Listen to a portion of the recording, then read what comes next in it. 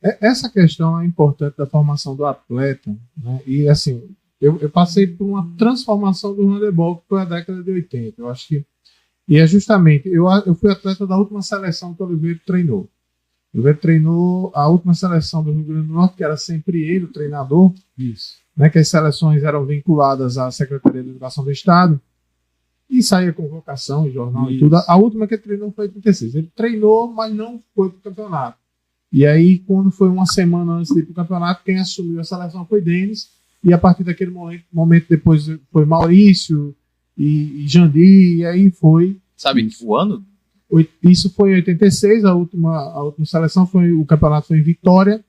Me permita, em 86 houve uma redução da idade. Foi isso. A seleção, convocado nessa seleção aí. A seleção era reduzida. 18 anos. Então a idade era 18 anos. E aí tiveram uma brilhante ideia que eu acho que mudou também, causou muito impacto. Essas seleções que iam para Jebes nunca tinham bons resultados. Nunca tiveram bons resultados. E o handebol era um handebol força. Era um handebol força. Você tem que ter força. Quando chega em 86, o pessoal convoca uma seleção de 18 anos. Isso.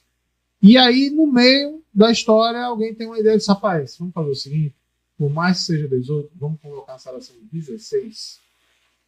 Porque a gente começa a preparar esse pessoal para os próximos anos. E aí foi quando eu entrei para desconvocar um monte de gente. E aí você vem para a seleção de 16 anos. Então eles não diminuíram a categoria, eles escolheram. O Rio Grande do Norte, escolheu baixar para poder informar, né? E é outra coisa. Além disso, para você ter ideia do regime de treinamento que a gente tinha nessa seleção, e eu peguei 86, 87 e 88, 89 eu fui assistente técnico. A gente treinava de fevereiro a julho. Então o campeonato geralmente era em julho, dia 16, dia 15 de julho, segundo quinzena de julho. Tá sério.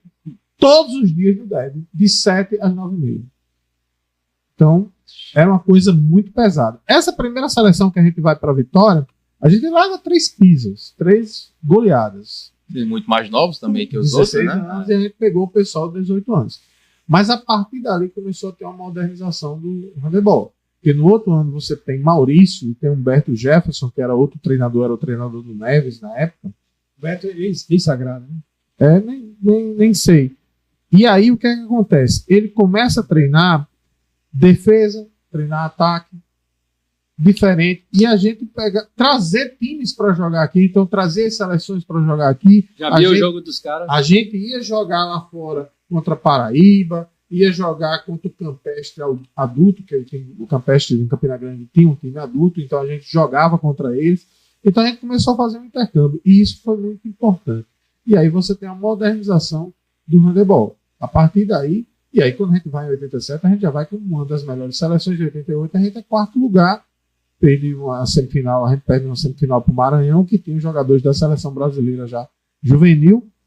Então assim, essa passagem foi fundamental para o handebol. Que aí é quando também surge Maristela com muita força, Salesiano com muita força também nos Germes. Então isso marcou muito.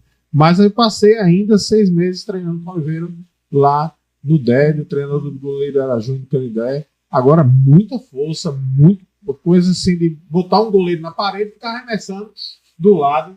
Eu ficava indignado com esse tipo de treinamento. Né? Mas os treinamentos de goleiro eram desse jeito, antigamente. É uma coisa absurda para o que a gente tem hoje. Você fala...